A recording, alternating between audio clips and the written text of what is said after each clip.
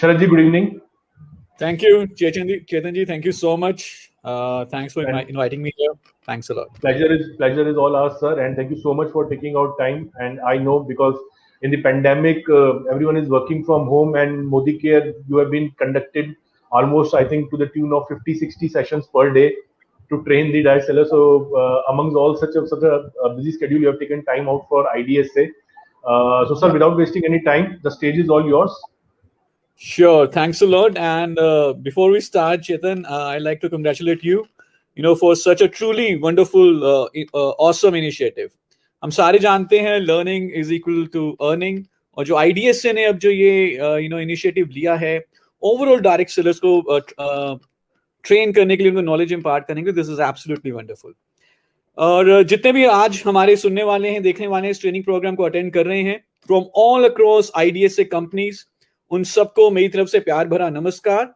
और इससे पहले कि हम आज के इस ट्रेनिंग प्रोग्राम की शुरुआत करें, मैं एक सवाल सबसे पूछना चाहूंगा, और मैं चाहूंगा कि वो किसी भी प्लेटफॉर्म पे अगर इस ट्रेनिंग को अटेंड कर रहे हैं, it could be YouTube और ट्विटर और फेसबुक, जरा वहां पर चैट में मुझे जरा लिखिए और बताइए, और मैं ये चैट्स देख रहा हूँ यूट्यूब पे स्पेशली, कि आपके हिसाब से क्या लगता है कि अगर आप डायरेक्ट सेलिंग में सफल होना चाहते हैं और वाकई में अपने सपने पूरा करना चाहते हैं, तो कौन सा एक सबसे इंपॉर्टेंट स्किल है जो हमें सीखना चाहिए? दी सिंगल मोस्ट इंपॉर्टेंट स्किल, सबसे जरूरी कौन सा स्किल है जो हमें सीखना चाहिए? देखते हैं कुछ आंसर अगर आप यूट्यूब और फेसबुक पे लिख सकते हैं। And I am going through those chats. Absolutely आपको आज के इस ट्रेनिंग का टॉपिक भी मालूम है और आप एकदम सही लिख रहे हैं। This is leadership skill without any doubt.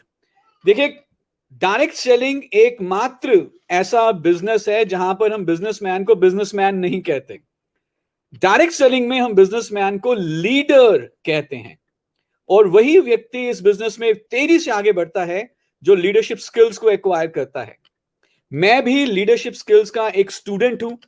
मैं इस लीडरशिप स्किल्स को सीख रहा हूं, लगातार मैं इसके ऊपर फोकस करता हूं, और पिछले 10-12 सालों में जो भी मेरा एक्सपीरियंस रहा है इस इंडस्ट्री में, नेटवर्क्स को बिल्ड करते हुए, लीडर्स के साथ काम करते हुए, मेरे बहुत अच्छे मेंटोर्स मुझे मिले। आई वाज लकी इनफ, कुछ सेमिनार्स अटेंड किए, कुछ बुक्स पढ़ी। जितना भी मेरा एक्सपीरियंस, जो ऑब्जर्वेशन मेरी रही है, उसका निचोड़ आज हम यहाँ पे बात करना चाहेंगे, और आज हम आपके साथ शेयर करना चाहेंगे 10 ऐसे सिद्धांत, 10 principles of leadership, 10 laws of leadership, जिसको यदि हम सीखें, जिनको यदि हम अपने बिजनेस के डे टू डे रूटीन में ले आए, जब भी हम अपने डाउनलाइन से बात करते हैं, अपनी टीम्स बिल्ड करते हैं, इन लॉज के ऊपर ध्यान रखते हुए यदि हम अपना बिजनेस बिल्ड करें, तो मैं 100% ये गारंटी के साथ कह सकता हूं कि आपका जो भी सपना है वो निश्चित रूप से पूरा होगा। So, Chetan, with your permissions, we'll start, and if you can share the screen, if it is visible. Yeah. So, let's talk about 10 laws of leadership. 10 ऐसे सिद्धांत, 10 ऐसे प्रिंसिपल्स जो ना कि सिर्फ हमारे डायरेक्ट सेलिंग बिजनेस को आगे बढ़ाने में हमारी मदद करेंगे, लेकिन हमें हमारे जीवन के हर एक एरिया में कहीं ना कहीं इसका एक बहुत बड़ा योगदान रहेगा। 10 लॉज ही क्यों, 10 सिद्धांत ही क्यों, 25 क्यों नहीं, 5 ही क्यों नहीं, 15 क्यों नहीं, वाई 10 इसलिए, 10 इसलिए क्योंकि 10 जो है, अगर हम ध्यान से देखें, इट शोज प्रोग्रेशन। 9 तक तो सिंगल डिजिट नंबर होता है, उसके बाद 10 आता है जो डबल डिजिट नंबर होता है। और 10 इसलिए भी कि अगर आप इस ट्रेनिंग को अटेंड करते करते थोड़ा बोर हो जाए, थोड़ी नींद आ जाए, और मैं जब 7वें या 8वें लॉ पे होऊंगा, पॉइंट पे होऊंगा, तो आपको पता चल जाएगा कि अभी कितना ट्रेनिंग सेशन बाकी है। But let me tell you, जो 10वां जो सिद्धांत है, प्रिंसिपल है, लॉ है लीडरशिप का, वो सबसे इंपॉर्टेंट है। तो आई रिक्वेस्ट कि आप ये सारे के सारे 10 लॉज ऑफ लीडरशिप के बारे में जरूर समझें। Let's come to the first law of leadership, जो सबसे पहला लॉ है, and this is very very important to understand. This law is called law of the lid. Law of the lid, इसका क्या मतलब है? लॉ ऑफ द लिड ये कहता है कि हमारी सफलता, हमारा चेक कितना बड़ा होगा, हमारा नेटवर्क कितना बड़ा होगा, इसके ऊपर एक ऊपरी सीमा है, एक कैपिंग है, एक अपर लिमिट है, एक सीलिंग है, एक लिड लगी हुई है। और ये लिड किस चीज की है? ये ऊपरी सीमा, ये कैपिंग किस चीज की है? ये कैपिंग है हमारी लीडरशिप एबिलिटी की, हमारी नेतृत्व करने की क्षमता की। तो लॉ ऑफ द लीड ये कहता है कि एक व्यक्ति उतना ही सफल होगा जितनी उसके अंदर लीडरशिप एबिलिटी है या नेतृत्व करने की क्षमता है, ना उससे कम ना उससे ज्यादा। Everything rises and falls on leadership. अगर हम ध्यान से देखें, आप किसी भी कंपनी में इस समय काम कर रहे हैं, आईडीएसए से एसोसिएटेड, जितने भी उस कंपनी में कंसल्टेंट्स एंड डिस्ट्रीब्यूटर्स हैं, हर एक के लिए कंपनी के products, compensation plan, services, system सब बराबर है हर एक के लिए। लेकिन फिर भी क्यों कोई नेटवर्क तेजी से ग्रो करता है, क्यों नेटवर्क उतनी तेजी से ग्रो नहीं कर पाता, स्लो ग्रो करता है? डिपेंड करता है कि नेटवर्क के लीडर में कितना लीडरशिप एबिलिटी है। सो फॉर एग्जाम्पल, मान के चलिए on a scale of 1 to 10, 1 से लेकर 10 तक, मैं चाहता हूं कि आप अपने आप को रेट करें, रेटिंग दें अपने आप को कि आपके हिसाब से डायरेक्ट सेलिंग के बिजनेस को ध्यान में रखते हुए आपको क्या लगता है कि आपकी लीडरशिप की लीड या रेटिंग किस लेवल पे है? 3 है, 4 है, 5 है, 6 है, किस लेवल पे है? Rate yourself on the scale of 1 to 10. Let's see few answers in Facebook and YouTube. As per you, आपको क्या लगता है कि क्या रेटिंग है आपकी on a scale of 1 to 10 when it comes to the leadership skills in the direct selling industry? So I can see Nitya ji on YouTube is saying 9. Chanchalakar ji is saying 6. Bharat ji is saying 2. Wasim ji is saying 5. Vijay Singh is saying 8. Well, देखिए 1 या 2 तो definitely नहीं है, इतनी कम नहीं है ability. अगर 1 या 2 होती तो आज हम ये ट्रेनिंग सेशन अटेंड ना कर रहे होते। और डेफिनेटली 9 या 10 भी नहीं है। 9 या 10 का होना इसका मतलब ये है कि हमें सब कुछ आ चुका है, अब हमें कुछ भी और सीखने की जरूरत नहीं है। ज्यादातर लोगों के लिए जो लीडरशिप एबिलिटी होगी, जो लीडरशिप लीड है, from on the scale of 1 to 10, it will be 4, 5, 6, 7। Let's imagine कि मेरा जो लीडरशिप लीड है वो है 5 के लेवल पे। अब इसका मतलब क्या है कि जो मेरा बिजनेस है वो मैक्सिमम किस लेवल तक जाएगा? 4 या 5, कभी भी 6 या 7 नहीं हो सकता, क्योंकि लीड, कैपिंग, सीलिंग कहां पर है? 5 के लेवल पे है।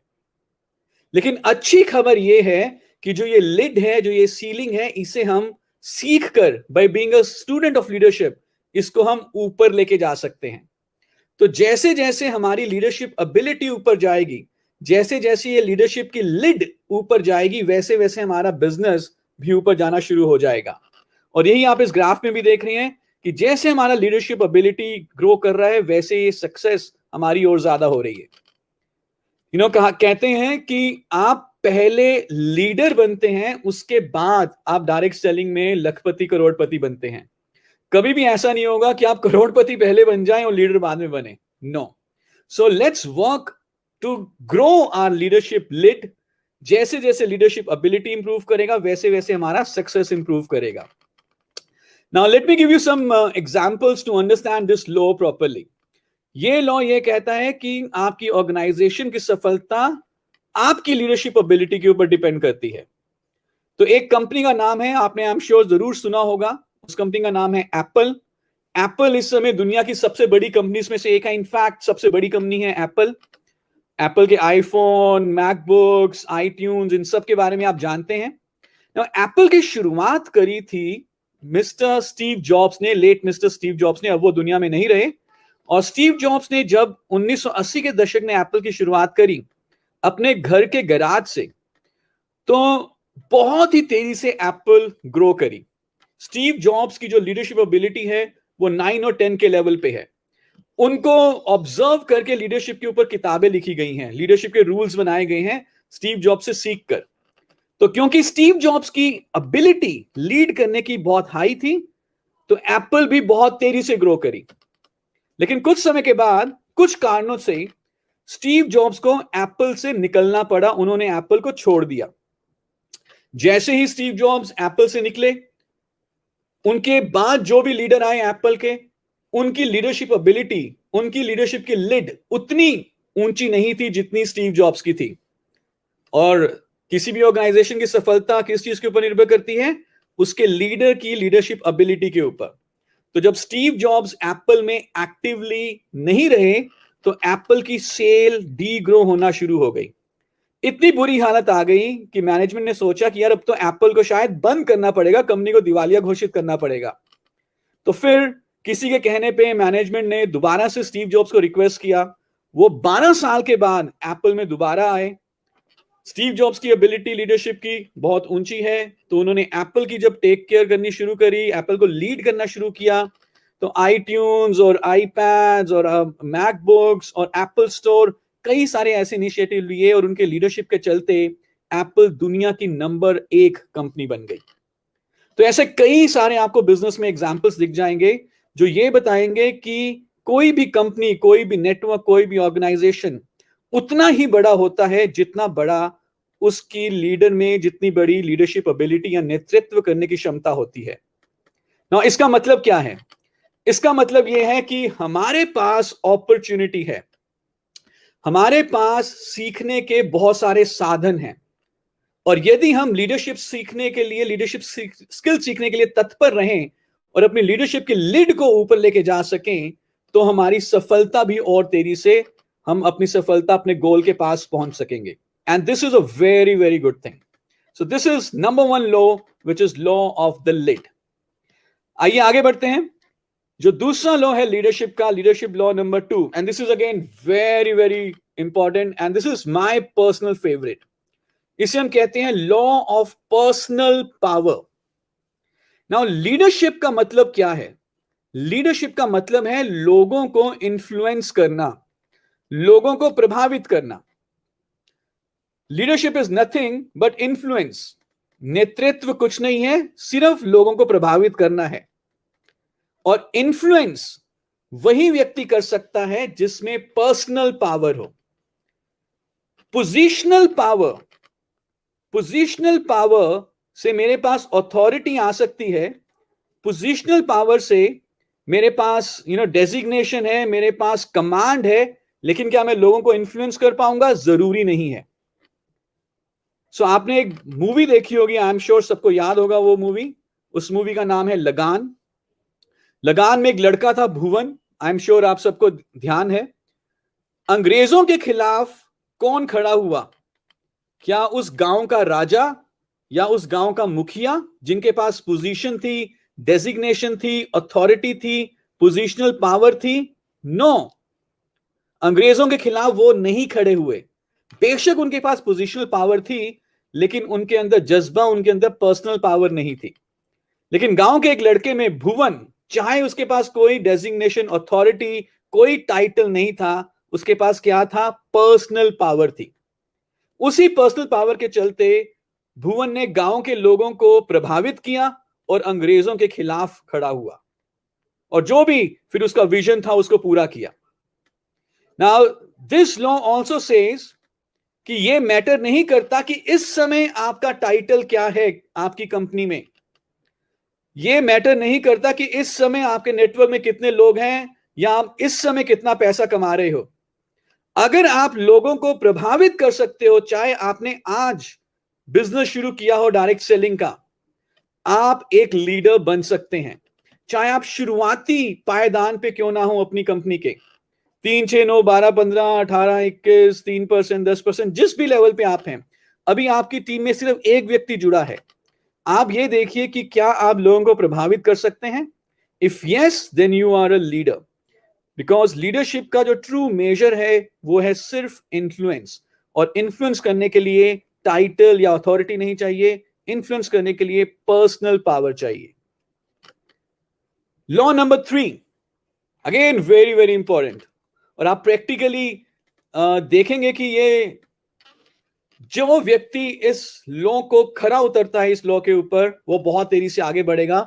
And then this is called law of confidence, आत्मविश्वास। लॉ ऑफ कॉन्फिडेंस, अपने ऊपर विश्वास।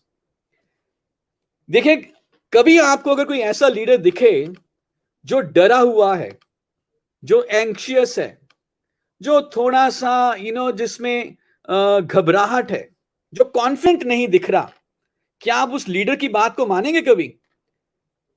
वो जो आपको विजन दिखा रहा है, वो जो आपको गोल दिखा रहा है, वो जो आपको प्लान दिखा रहा है, क्या आप ऐसे लीडर की बात को मानेंगे जो लीडर खुद ही डरा हुआ है, कॉन्फिडेंट नहीं है? बिल्कुल भी नहीं। कॉन्फिडेंस एक लीडर की पहचान है।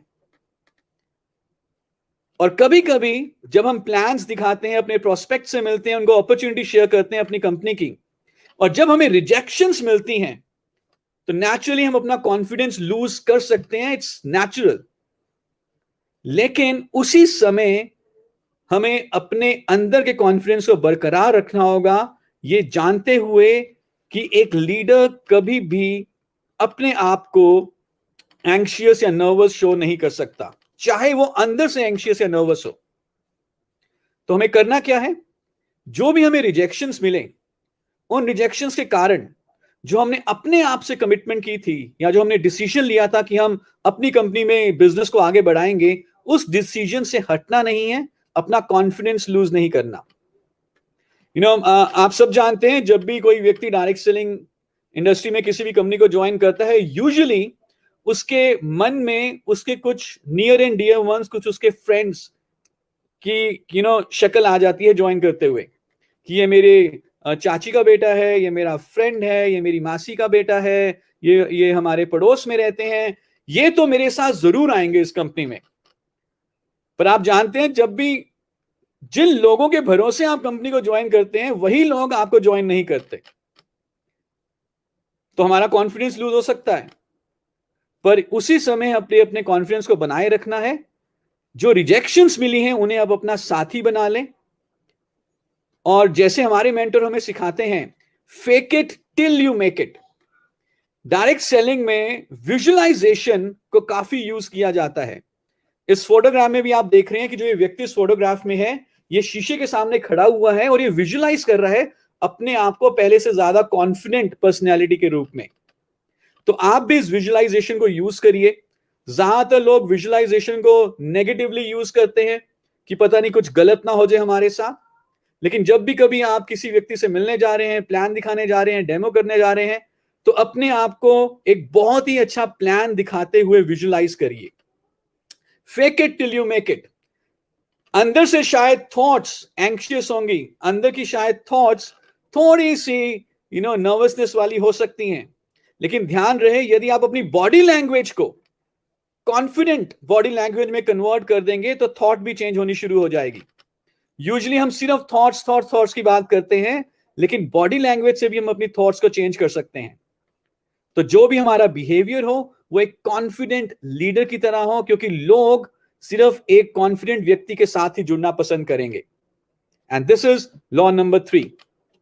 Now let's go to law number 4 of leadership, and this is again very very important, especially in direct selling, जहां पर पर्सन टू पर्सन सेलिंग ज्यादा होती है, जहां पर लोग कंपनी को शायद इतना नहीं जानते, वो आपको जानते हैं क्योंकि हम अपने वेल विशर्स को प्रोडक्ट रिकमेंड करते हैं। And this law is called law of buy in. Law of buy in का क्या मतलब है? लॉ ऑफ बाय इन का मतलब यह है कि आपके कस्टमर, आपके डाउनलाइन, आपकी कंपनी का प्रोडक्ट या अपॉर्चुनिटी लेने से पहले आपके ऊपर विश्वास करना चाहते हैं, और अगर आपने उनका विश्वास जीत लिया, उनका बाय इन ले लिया अपने लिए, इंडिविजुअल योरसेल्फ, अपने लिए, तो जो भी आप उनको प्रमोट करना चाहते हैं, सेल करना चाहते हैं, ऑफर करना चाहते हैं, वो उसको खरीदेंगे। लेकिन जब तक उनका हमारे ऊपर ही बाय इन नहीं होगा, हमारे ऊपर ही विश्वास नहीं होगा, तो वो जो भी हम प्रपोज कर रहे हैं उनको, उसको भी एक्सेप्ट नहीं करेंगे। People buy first into the leader and then the vision that leader is showing.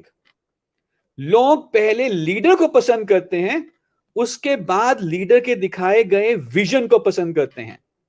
अगर मैं एक लीडर को ही पसंद नहीं करता, तो वो चाहे कितना भी बढ़िया विजन क्यों ना दिखाए, मेरे लिए वो चाहे कितना भी अच्छा फायदेमंद क्यों ना हो, मैं उसके विजन को एक्सेप्ट नहीं करूंगा। People like people first and then people make like other things. अगर मुझे लीडर पसंद आ गया, मुझे लीडर अच्छा लगता है, मेरा भरोसा है, I have faith, I have trust in his ability, capability, तो लीडर जो भी प्रपोज कर रहा है मैं उसको पसंद करूंगा। So people buy first into you and then whatever opportunity you are showing। और जब एक बार आपको लोग पसंद करना शुरू कर देते हैं, बाइन आप क्रिएट कर लेते हो अपने लिए, तो जो भी आप विजन दिखा रहे हो, जो भी आप प्रोडक्ट सेल कर रहे हो, जो भी आप अपॉर्चुनिटी प्रेजेंट कर रहे हो, आपके लोग दोनों के पीछे हो जाएंगे, आपके पीछे भी और आपके दिखाए गए विजन के पीछे भी। लेकिन पहले आपको अपने लिए बाइन क्रिएट करना है। आप किसी भी इंडस्ट्री में देखिए, किसी भी इनफैक्ट फील्ड में देखिए, आप पॉलिटिक्स में देखिए, कहीं पर भी देखिए, जिस लीडर के प्रति लोगों का विश्वास होता है, वो लीडर जो बताता है लोग उसको मान लेते हैं। It's like this only in direct selling industry also. I may be selling world's best product, सबसे बढ़िया प्रोडक्ट मेरे पास है, लेकिन मैं अपनी बात के ऊपर फॉलो अप नहीं करता, मैं अपनी कमिटमेंट को पूरा नहीं करता, मैं झूठा प्रॉमिस करता हूं, मैं तो क्या लोग मेरे द्वारा बेचे गए प्रोडक्ट को पसंद करेंगे जब वो मुझे पसंद नहीं करते? नो। हो सकता है कि मेरे पास कोई ऐसा प्रोडक्ट हो जो शायद दुनिया का सबसे बढ़िया प्रोडक्ट ना हो, एक एवरेज प्रोडक्ट है जो बहुत सारी कंपनीज के पास है, अच्छी क्वालिटी का प्रोडक्ट है, लेकिन बहुत सारी कंपनीज के पास वैसा प्रोडक्ट अवेलेबल है, लेकिन मैं अपनी कमिटमेंट के ऊपर हमेशा खरा उतरता हूं, मैं ऑनेस्ट हूं, मैं सिंसियर हूं, मैं लोगों की टाइम की कदर करता हूं, मैं रिस्पेक्टफुल हूं, लोग मुझे पसंद करते हैं, और मैं एक प्रोडक्ट प्रमोट करता हूं, लोग उस प्रोडक्ट को भी पसंद करना शुरू कर देंगे। So first let's create buying for yourself. और ये बाइंग कैसे क्रिएट होता है? जैसे जैसे आप ह्यूमन बिहेवियर के बारे में जानते हैं, जैसे जैसे आप रिलेशनशिप बिल्डिंग के बारे में जानते हैं, जैसे जैसे आप सामने वाले व्यक्ति की कद्र करना शुरू करते हैं, उसको रिस्पेक्ट देना शुरू करते हैं, वैसे वैसे आप अपने लिए बाइंग क्रिएट करते हैं। इट्स नॉट ये हमेशा कभी भी स्नैप में नहीं होता कि ये बोल देंगे तो ऐसा हो जाएगा। So it's a process. पर इस चीज के ऊपर ध्यान में रखिए कि आपको अपने लिए पहले बाइंग क्रिएट करना है। ना इसके दो मतलब और निकलते हैं। पहला मतलब तो ये है कि जब भी आपकी टीम में लोग आते हैं, आपका नेटवर्क आगे बढ़ रहा है, लोग पहले आपको ज्वाइन करते हैं, उसके बाद आपकी कंपनी को ज्वाइन करते हैं। और इसका मतलब यह भी है कि अगर आपके नेटवर्क से कोई रिटेन नहीं हो रहा, कोई आपके प्रोडक्ट को रीपरचेज नहीं कर रहा, तो इसका मतलब यह भी है कि वो कंपनी को नहीं छोड़ रहा, वो आपको छोड़ रहा है। So this is very, very powerful if you're able to create buy-in for yourself. Now, लगान मूवी की बात करते हैं। जब भुवन चैलेंज करके आया अंग्रेजों को कि उनको वो क्रिकेट के मैच में हराएगा, तो गांव वालों ने भुवन को बहुत गालियां निकाली। उसके बाद भुवन ने क्या किया? भुवन ने थोड़ी बहुत क्रिकेट की प्रैक्टिस करी और गांव वालों को डेमो करके दिखाया कि मुझे क्रिकेट खेलना आता है। तो भुवन ने पहले अपने लिए बाय इन क्रिएट कर लिया, और उसके बाद जो भुवन विजन दिखा रहा था कि वो अंग्रेजों को हरा कर लगान को माफ करवाएगा, गांव वालों का उस विजन के ऊपर भी बाय इन हो गया। So that is what we are saying, create buy in for yourself. Now law number 5, again very very important, specially जब आप नेटवर्किंग करते हैं और नेटवर्क बिजनेस में हैं और अपनी टीम्स बना रहे हैं, ग्रुप साइज को इंक्रीज करना चाहते हैं। इस लॉ का नाम है लॉ ऑफ मैग्नेटिज्म। बहुत ही सिंपली, लॉ ऑफ मैग्नेटिज्म ये कहता है कि who you are is who you attract. आपको वैसे ही लोग मिलते हैं जैसे आप खुद हो, वैसे ही आपको लोग मिलेंगे जैसे आप खुद हो। सो अगर आप, फॉर एग्जाम्पल, मैं कुछ थोड़े से क्रूड वर्ड्स यहां पे यूज करूंगा, थोड़े से क्रूड वर्ड यहां पे यूज करना चाहूंगा इस कॉन्सेप्ट को समझाने के लिए। सो अगर हम ऐसे लीडर हैं, आप ऐसे लीडर हैं जो real networking, education, team development, empowerment, teaching में विश्वास करते हैं, जो शॉर्टकट्स में विश्वास नहीं करते, जिनको मालूम है कि जो ये सिस्टम है ये overnight get rich quick scheme नहीं है, तो आप एक प्रोसेस को फॉलो करते हैं, तो आपको भी कैसे लोग मिलेंगे? आपको भी वैसे ही लोग मिलेंगे जो आपकी तरह सोचते हैं, जो एक्शन के ऊपर विश्वास करेंगे, जो होम मीटिंग्स करेंगे, जो अपॉर्चुनिटी मीटिंग्स करेंगे। लेकिन अगर कोई लीडर है जो इस पूरे प्रोसेस के ऊपर विश्वास नहीं करता, वो नेटवर्किंग की बजाय सेट वर्किंग करना चाहता है और ओवरनाइट सक्सेस को अचीव करना चाहता है, चाहे उसकी टीम के लोग सक्सेसफुल हो या ना हो, उनको नुकसान हो या फायदा हो, तो उसको भी उसी की तरह वैसे ही सेट वर्कर्स मिल जाते हैं। इसका मतलब यह भी है कि जैसे लोग आप चाहते हो कि आपकी टीम में आए, या आपकी टीम किस बिहेवियर को करके दिखाए, अगर आप वैसा काम करना शुरू कर दें तो आपकी टीम भी वही काम करना शुरू कर देगी। सो अगर आप चाहते हैं कि आपकी टीम एक्शन ओरिएंटेड रहे, होम मीटिंग्स करें, तो आप होम मीटिंग्स करिए। अगर आप चाहते हैं कि आपकी टीम ज्यादा से ज्यादा डिजिटल मीटिंग्स करना शुरू करे, तो आप भी डिजिटल मीटिंग्स करना शुरू करें। अगर आप चाहते हैं कि आपकी टीम सेल्फ यूज करे और शेयर करे और आगे स्पॉन्सर करे, जितने भी की प्रिंसिपल्स हैं, तो आप भी पहले उसको फॉलो करिए, because law of magnetism will apply. Who you are is who you attract. Now let's come to the law number 6. Again, very, very powerful. This is called law of connection. देखिए, जब आप अपनी teams को build करेंगे, team develop करेंगे, तो ऐसा बहुत बार हो सकता है कि जब आपको आपकी टीम मेंबर्स को कुछ जो उन्होंने गलतियां करी हैं, जो मिस्टेक्स करी हैं, उसको करेक्ट करना हो। कई बार ऐसा भी हो सकता है कि आपको अपफ्रंट फ्रैंकली बात करनी पड़े, और कई बार ऐसा भी होगा कि अगर उन्होंने कुछ गलती करी है तो आप उनको गाइड करने के लिए थोड़ा सा डांट भी सकते हैं। उनको करेक्ट करने के लिए you would need to help them, advise them, and maybe sometimes उनको सही तरीके से गाइड करने की भी जरूरत पड़ेगी।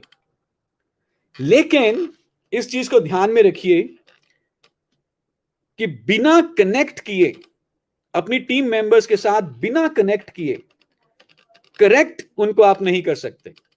बिना कनेक्शन के करेक्शन नहीं हो सकता।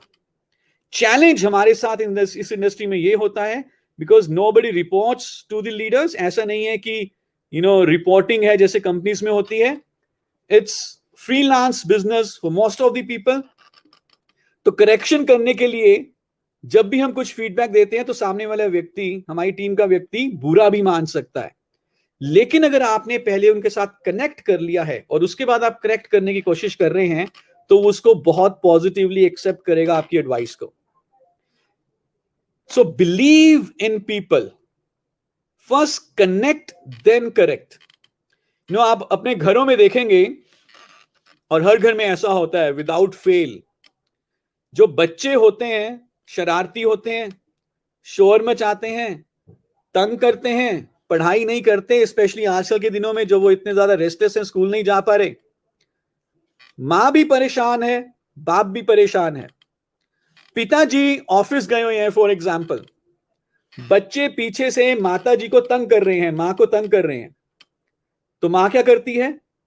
बच्चे को डराती है कि तू सुधर जा, चुप करके पढ़ाई कर ले, नहीं तो जब तेरे पापा आएंगे ना, तेरी शिकायत लगाऊंगी मैं तेरे पापा को और फिर वो तुझे डांटेंगे। ऐसा ही होता है सब घरों में, एब्सोल्युटली। और जब फादर वापस आते हैं शाम को अपने ऑफिस से और मदर फादर को शिकायत लगाती है कि यार आपके बच्चे बहुत तंग करते हैं, बिल्कुल भी नहीं पढ़ते। फादर वैसे ही थका आया था ऑफिस से और आते ही उसको मदर ने शिकायत लगाई तो उसे गुस्सा आ जाता है और वो एक हाथ उठाता है और अपने बच्चे को थप्पड़ लगाने की कोशिश करता है। और उसी समय फिर मां आ जाती है कि खबरदार मेरे बच्चे को कुछ कहा। क्या ऐसा होता है आपके घरों में? नेचुरली हमारे साथ भी जब बचपन में हुआ था और अभी जब हम अपने बच्चों की अपब्रिंगिंग कर रहे हैं अभी भी ऐसा हो रहा है। लेकिन मदर अगर आप देखें अपने बच्चे को डांट भी सकती है, थप्पड़ भी मार सकती है। जब बच्चा मां से थप्पड़ खा के रोता है तो वो रोते हुए किसके पास जाता है? बाप के पास या वापस मां के पास आता है? वो वापस मां के पास आता है, क्योंकि जो फादर हैं वो सिर्फ करेक्ट करने की कोशिश करते हैं, लेकिन मदर्स पहले कनेक्ट करती हैं और फिर करेक्ट करती हैं। मदर्स और बच्चों में जो कनेक्शन होता है वो फादर्स और बच्चों से यूजुअली ज्यादा होता है, ज्यादा स्ट्रांग होता है। इसलिए मां से मार खाने के बाद भी बच्चे रोते हुए मां के पास ही जाते हैं। This is what law of connection is all about. और मजाल है अगर आज फादर किसी बच्चे को थोड़ा सा हाथ लगा दें, सबसे पहले तो मां को ही गुस्सा आ जाएगा कि मेरे बच्चे को हाथ क्यों लगाया। This is what the law of connection is all about. तो आप एक कनेक्शन कैसे लेकर आएंगे अपनी टीम मेंबर्स के साथ? ये कनेक्शन आप तब लेकर आ सकते हैं जब आप सिर्फ बिजनेस के बारे में ही बात ना करें। अगर आप सिर्फ बीवी और पीवी और कितना बिजनेस हुआ और कितना टाइटल हो गया, अगर आप सिर्फ 101% इसी के ऊपर फोकस करते हैं तो वो सिर्फ बिजनेस कनेक्शन हुआ। लेकिन क्या वाकई में अपने टीम मेंबर के लिए आप जेन्युइनली उनकी वेल बीइंग के लिए इंटरेस्टेड हैं? क्या वाकई में चाहते हो कि वो ग्रो करे, not only in business but in life as a person? If yes, like a brother, like a friend, if yes, तो आप अपनी टीम मेंबर के साथ वो कनेक्शन ला पाओगे। और फिर जब आप दोनों मिलकर इकट्ठे काम करेंगे और जब आपकी टीम मेंबर ने कुछ गलती करी, आप उनको कुछ सिखाना चाहते हैं, वो आपकी एडवाइस को 101% मानेगा। This is what law of connection is all about. याद रहे, लीडरशिप का मतलब सिर्फ ये नहीं है कि हम लोगों को सिर्फ अच्छी अच्छी बातें ही बताएं, चाहे वो उनके लिए बेनिफिशियल हो या ना हो।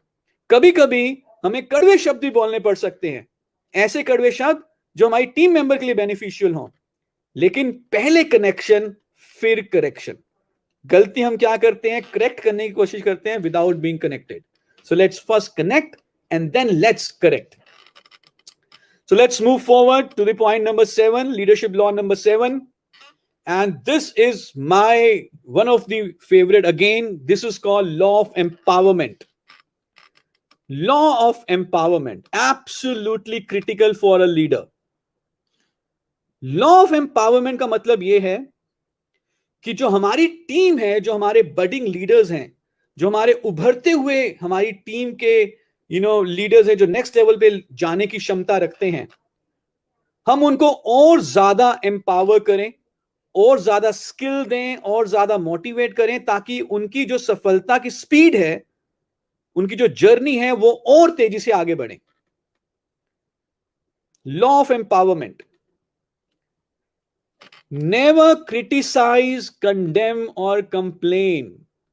अपनी टीम में उनको क्रिटिसाइज ना करें, उनकी गलतियां मत ढूंढें, उनकी कंप्लेंट मत करें, उनको बढ़ावा दें, उनको प्रोत्साहित करें, उनको आगे बढ़ाएं, उनके कंधे पर हाथ रख के उनको आगे बढ़ाएं, उनको एप्रिशिएट करें। इंडिया में आप जानते हैं कि 3 प्रमुख देवियों की पूजा होती है। वो 3 प्रमुख देवियां कौन सी हैं? विद ऑल ड्यू रिस्पेक्ट, 3 जो मेन देवीज की जो हम पूजा करते हैं वो है दुर्गा, लक्ष्मी एंड सरस्वती। दुर्गा, लक्ष्मी एंड सरस्वती, अगर हम इनको ध्यान से देखें, and with you all due respect, ये जो 3 देवियां हैं, मेरे हिसाब से ये करेंसीज भी हैं। जब भी हम किसी से बातचीत करते हैं, किसी भी व्यक्ति से बात करते हैं, चाहे वो आपकी टीम का मेंबर हो, चाहे आपका कोई फ्रेंड है, चाहे आपके कोई अपलाइन है, हम इन 3 देवियों में डील करते हैं, एक्सचेंज करते हैं, या दुर्गा, या लक्ष्मी, या सरस्वती। सरस्वती का मतलब क्या है? Education. Lakshmi is about money and Durga is about confidence, about power, शक्ति, एम्पावरमेंट। एज अ लीडर, आपका जो सबसे बड़ा काम है, लिसन टू दिस केयरफुली, अगर आप बाकी पूरे सेशन को अभी छोड़ के जाना चाहें यहां से, आई डोंट केयर, आपको कुछ अभी तक समझ में आया है नहीं आएगा, कोई फर्क नहीं पड़ता, लेकिन ये वाली बात को ध्यान से सुन लीजिए। एज अ लीडर, हमारा सबसे बड़ा काम है लोगों को दुर्गा देना, लोगों को कॉन्फिडेंस देना। जब आप लोगों को दुर्गा देते हैं, तो लोग, आपकी टीम के मेंबर, आपके डाउनलाइन, आपसे सरस्वती लेने का तैयार होंगे, और जब वो सरस्वती लेंगे तो उनके पास लक्ष्मी आएगी। ना इमेजिन करिए कि आप एक मैरिज फंक्शन में जा रहे हैं, ओके, और जैसे ही आप एंटर किए उस फंक्शन में, एक आपकी सिस्टर या आपकी कोई कजन या कोई आपकी सहेली, आई एम अज्यूमिंग कि बहुत सारी फीमेल्स भी इसको सुन रही हैं, आपके पास आती हैं और वो कहती है, दीदी दीदी, ये वही साड़ी है ना जो आपने पिछले साल भी एक शादी में पहनी थी। आप बहुत बढ़िया तरीके से तैयार होकर एक मैरिज फंक्शन में गई, और वहां पे एक आपकी सिस्टर आपको कहती हैं कि दीदी ये वही साड़ी है ना जो आपने पिछले साल भी एक शादी में पहनी थी। तो आपको कैसा लगेगा? How would you feel? क्या होगा? एकदम से जो आपका कॉन्फिडेंस है, एकदम से जो आप चहक महक रहे थे, वो फुस एकदम से डाउन हो जाएगा मूड। और जब मूड एकदम से डाउन हो गया, तो क्या आप अपने रिश्तेदारों से हंस के मिल के मिलेंगे? क्या उतनी अच्छी तरीके से शादी को एंजॉय कर पाएंगे? नहीं, क्योंकि उस सिस्टर ने आपसे आपकी क्या ले ली? दुर्गा ले ली। और जैसी उसने दुर्गा ली, आपका कॉन्फिडेंस, पावर, शक्ति डाउन हो गया। Now let's imagine another scene. आप अगेन किसी शादी में जा रही हैं और वहां पे आपको आपकी सिस्टर मिलती है और वो आपको कहती है, दीदी बहुत अच्छी साड़ी लग रही है आपको, आप क्या जच रहे हो, वाओ इतना अच्छा मेकअप, और क्या आप तो दुल्हन से ज्यादा सुंदर तो आप लग रही हो आज। तो तब आप कैसा महसूस करेंगी? क्या आपका कॉन्फिडेंस बढ़ेगा? बिल्कुल बढ़ेगा, 101% बढ़ेगा। और आपको फिर उस मैरिज फंक्शन में मजा भी आएगा लोगों से मिलने में, क्योंकि उसने अब आपको क्या दिया? उसने दुर्गा दे दी। तो यही हमारा सबसे बड़ा काम है एज अ लीडर। गलतियां ना निकालें, कमियां ना निकालें। आंखों पे जो लेंस लगाए हुए हैं, आंखों पे लेंस कमियों को ढूंढने के लिए नहीं लगाने, अच्छाइयों को ढूंढने के लिए लगाने हैं। क्या अच्छा काम किया है? कितनी बार दिन में आप अपनी टीम को बोलते हो, well done, good job, keep it up. जितनी बार आप उनको प्रोत्साहित करोगे, आप उन्हें क्या दे रहे हैं? दुर्गा दे रहे हैं। एंड रिमेंबर, यदि आपने दुर्गा दी, तो आपके टीम मेंबर आपसे सरस्वती यानी कि सीखने के लिए तैयार होंगे। और जब वो सीखेंगे तो क्या मिलेगा उनको कंपनी की तरफ से? Lakshmi. So this is the law of empowerment. Empower your people, and the easiest way to empower people is by appreciating them. अब इसका कभी भी ये भी गलत मतलब ना निकालें कि जब उन्होंने कोई गलती करी है तो हम उनको सिखाएंगे नहीं या डांटेंगे नहीं। डांटिए, हमने पहले लॉ ऑफ कनेक्शन में देखा था। पर जब आप एप्रिशिएट करें, जब आप तारीफ करें, तो पब्लिक के सामने करिए, खुल के करिए। और अगर कुछ फीडबैक देना हो, कुछ डांटना हो, कुछ सिखाना हो, तो अकेले में करिए, किसी के सामने मत करिए।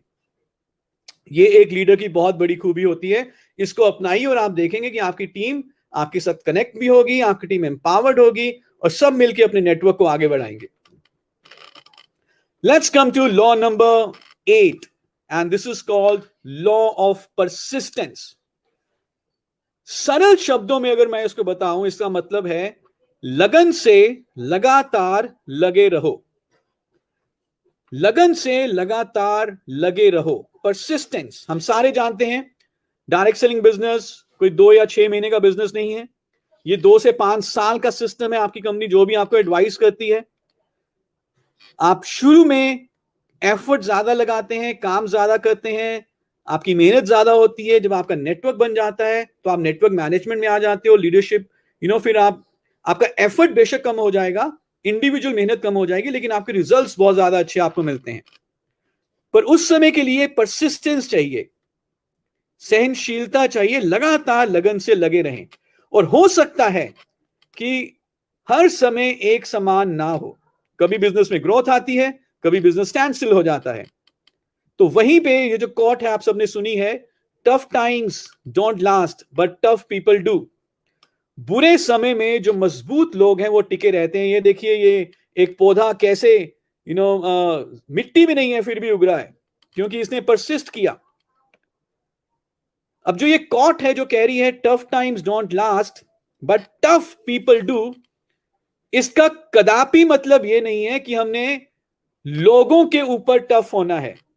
नो, समटाइम्स पीपल अंडरस्टैंड कि जो टफ पीपल डू यानी कि हम लोगों के लिए और ज्यादा स्ट्रिक्ट हो जाएं, अपनी टीम के लिए और ज्यादा स्ट्रिक्ट हो जाएं। नो, लोगों के लिए टफ नहीं होना, किसी दूसरे व्यक्ति के लिए टफ नहीं होना। वो तो बहुत आसान है, कोई भी किसी दूसरे व्यक्ति के लिए टफ हो सकता है।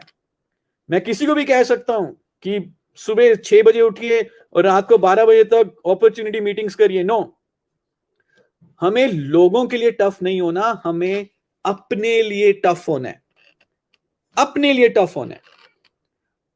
और इसका मतलब क्या है? अपने लिए टफ होने का मतलब क्या है? कि हम डिसिप्लिन रहेंगे और हम अपनी इंप्रूवमेंट के ऊपर लगातार कंसिस्टेंटली काम करेंगे। Always, consistently, even when the times are tough, हम टाइम निकालेंगे और सीखने की कोशिश करेंगे, डिसिप्लिन रहेंगे। देखिए, मैं आपको ये बता देता हूं जो मेरी सबसे बड़ी लर्निंग रही है लीडरशिप की। एंड समटाइम्स समटाइम्स पीपल से कि यार ये आपने सबसे पहले क्यों नहीं बताया, और ये थोड़ा सा आयरॉनिकल भी है। Leadership is not about leading others. Leadership का मतलब ये नहीं कि हम बाकी लोगों को लीड कर रहे हैं सिर्फ, no. Leadership is about leading yourself first. अपने आप को लीड करिए सबसे पहले। इसके पहले कि आप लोगों को लीड करें, पहले अपने आप को लीड करिए। इससे पहले कि आप लोगों के ऊपर टफ हो, पहले अपने ऊपर टफ हो। इससे पहले कि आप लोगों से डिसिप्लिन एक्सपेक्ट करें, पहले आप डिसिप्लिन बनिए। And that is what tough times don't last but tough people do. They are tough on themselves, not on others. Leadership law number 9, and that is called law of trust, विश्वास, भरोसा। एक ऐसा leader जिसके ऊपर लोग भरोसा नहीं करते, वो लीडर नहीं है एक्चुअली। जो एक बहुत बड़ी क्वालिटी है टीम में और लीडर में, और जो आप टीम्स बनाएंगे, वो है ट्रस्ट। जो एक बहुत बड़ा फैक्टर है वो है ट्रस्ट। आप खुद देखिए कि आप किसी ऐसे व्यक्ति की बात मानेंगे जिसके ऊपर आप भरोसा नहीं करते, ट्रस्ट नहीं है, विश्वास नहीं है? बिल्कुल भी नहीं मानेंगे। क्यों हम पॉलिटिशियंस की बात को नहीं मानते? क्योंकि हम उनके ऊपर ट्रस्ट नहीं करते। As simple as it is. वो कुछ भी बोले, हम हमेशा उनको बिना भरोसे के सुनते हैं कि यार बोलने के लिए बोल रहे हैं। ऐसा होता है कि नहीं होता? बिल्कुल होता है। So law of trust is very very important. Now अगर आप ये ट्रस्ट क्रिएट कर पाए अपनी और अपनी टीम के बीच में, और आप फिर कोई भी इनिशिएटिव लाना चाहते हो, आप कोई भी सेमिनार करना चाहते हो, आप कोई भी प्रोग्राम करना चाहते हो, आप एक सीरीज शुरू करना चाहते हो डिजिटल ट्रेनिंग्स की, या जब लॉकडाउन खत्म हो जाएगा तो वो आपकी बात को मानेंगे बिकॉज उनका आपके ऊपर ट्रस्ट है। तो एक लीडर का जो सबसे पहला काम हो सकता है वो ये है कि वो अपनी टीम का ट्रस्ट गेन करे। पर ये ट्रस्ट कैसे गेन करेंगे? There are only 2 things. Trust को पाने के लिए सिर्फ 2 तरीके हैं, only 2 things. First is competence and second is ethics. Competence का मतलब है क्षमता, अबिलिटी, काम करना आना चाहिए, अबिलिटी, क्षमता। और एथिक्स का मतलब है आपके सिद्धांत, आपके प्रिंसिपल्स, आपकी ऑनेस्टी, आपकी सिंसियरिटी। जिस व्यक्ति में ये दोनों चीजें हैं वो कॉम्पिटेंट भी है, यानी कि उसमें क्षमता है, एबिलिटी है, और वो एथिकल भी है, वो ऑनेस्ट है, वो सिंसियर है। लोगों का ऑटोमेटिकली उस व्यक्ति के ऊपर ट्रस्ट बिल्ड होना शुरू हो जाएगा। और अगर दोनों में से एक भी चीज मिसिंग है तो ट्रस्ट बिल्ड नहीं होगा। तो these 2 things are important, competence and ethics both. For example, imagine करिए कि इंडिया और पाकिस्तान का क्रिकेट मैच चल रहा है। Can you all imagine, can you think about कि इंडिया पाकिस्तान के रिलेशंस अच्छे हो गए और अब क्रिकेट मैच हो रहा है इंडिया पाकिस्तान का, हम सारे स्टेडियम में और क्रिकेट मैच देख रहे हैं, और पुराने दिनों की तरह हम भीड़ में बैठे हुए हैं। बहुत जल्दी इंशाल्लाह वो दिन आएंगे। इंडिया को जीतने के लिए 10 गेंद पे 20 रन चाहिए। 10 बॉल पे 20 रन बनाने हैं इंडिया को जीतने के लिए। बल्लेबाजी जो कर रहे हैं वो कर रहे हैं महेंद्र सिंह धोनी या सचिन तेंदुलकर। 10 गेंद पे 20 रन चाहिए, बल्लेबाजी कर रहे हैं महेंद्र सिंह धोनी, जिनकी क्षमता के ऊपर हमें कोई डाउट नहीं है, और जिनकी ऑनेस्टी, सिंसियरिटी और एथिक्स के ऊपर भी कोई डाउट नहीं है। तो कितने लोग मानते हैं कि आपका महेंद्र सिंह धोनी के ऊपर ट्रस्ट होगा कि वो इंडिया को जिता देंगे, 10 गेंद में 20 रन बना देंगे? If you think you will have trust on Mahendra Singh Dhoni, say yes in the chat box. Of course we will have trust, क्योंकि वो कॉम्पिटेंट भी हैं और वो एथिक्स भी है उनमें, तो वो हमें जिता देंगे, हमें पूरा ट्रस्ट है, फेथ है। लेकिन इमेजिन करिए कि महेंद्र सिंह धोनी बैटिंग नहीं कर रहे, बैटिंग कर रहे हैं कोई एक निचले बल्लेबाज, जैसे बुमराह करके हैं, बुमराह। एथिक्स बहुत स्ट्रांग है बुमराह के, ऑनेस्ट है, सिंसियर है, लेकिन बैटिंग करने नहीं आती, कॉम्पिटेंट नहीं है। एक चीज मिसिंग है। क्या आपका ट्रस्ट होगा कि वो इंडिया को जिताएंगे? नहीं, क्योंकि एथिक्स तो है लेकिन कॉम्पिटेंस नहीं है। इमेजिन करिए एक ऐसा बल्लेबाज है जिसको बैटिंग करनी तो बहुत बढ़िया आती है, लेकिन उसका नाम मैच फिक्सिंग में आ गया। कॉम्पिटेंस तो है लेकिन एथिक्स नहीं है, ऑनेस्टी नहीं है। क्या आपका ट्रस्ट होगा? बिल्कुल भी नहीं। So that is why we say competence and ethics, ability and your honesty, sincerity, आपकी क्षमता और आपकी ईमानदारी। अब ये हमें डिस्प्ले करनी है, ये दिखानी है एट एवरी पॉसिबल ओकेजन। और कॉम्पिटेंस तो हम फिर भी धीरे धीरे सीख जाएंगे, लेकिन एथिक्स के ऊपर never ever compromise on ethics. क्योंकि एक बार प्लान शो करते हुए हमारी प्रेजेंटेशन बहुत अगर अच्छी ना हो तो अगली बार हम इंप्रूव कर सकते हैं, अपनी कॉम्पिटेंसी को इंप्रूव कर सकते हैं। लेकिन अगर हम कभी एथिक्स में ढीले पड़ गए तो फिर उसको दोबारा रीगेन करना वो एक बहुत बड़ा चैलेंज है। So let's focus on both, on competence, on ethics. अपनी कंपनी का प्लान सीखिए, डेमो सीखिए, प्रेजेंटेशन करना सीखिए, फॉलो अप करना सीखिए, और बिजनेस को जब आप बिल्ड कर रहे हैं तो without compromising on the ethics, and that will give you your required trust. And let's come to the law number 10 for today. बहुत सारे of course topics हैं, बहुत सारी चीजें हैं लीडरशिप में. I'm a student of leadership, never ending yet a subject है. But for today, the last idea, the last law is law of victory. Law of victory यानी कि जीत. लॉ ऑफ विक्ट्री क्या कहता है? लॉ ऑफ विक्ट्री ये कहता है कि आपकी जीत और आपकी टीम की जीत की रिस्पॉन्सिबिलिटी किसके ऊपर है? वो है लीडरशिप के ऊपर, वो है आपके ऊपर. Leadership is responsible for the team to win together. सिर्फ हमें नहीं जीतना कि हमारा एक बढ़िया चेक बन गया, हम ये भी देखेंगे कि हमारी टीम में कितने लोगों का चेक बन रहा है, उनकी कितनी इनकम है, उनके कितने बोनस हैं. और इसकी भी रिस्पॉन्सिबिलिटी हमारे ऊपर है कि हम अपनी टीम को अपने साथ आगे लेकर चलें, अपने साथ आगे बढ़ाएं. लीडर के लिए losing is unacceptable, quitting is unthinkable. एक लीडर जो लॉ ऑफ विक्ट्री में विश्वास करता है कि यार जीतना तो है ही है, without compromising on the ethics, I will double my actions. I will not compromise on my hard work. I will not compromise on ethics. हर हाल में जीतना है, इनोवेटिवली सोचना है.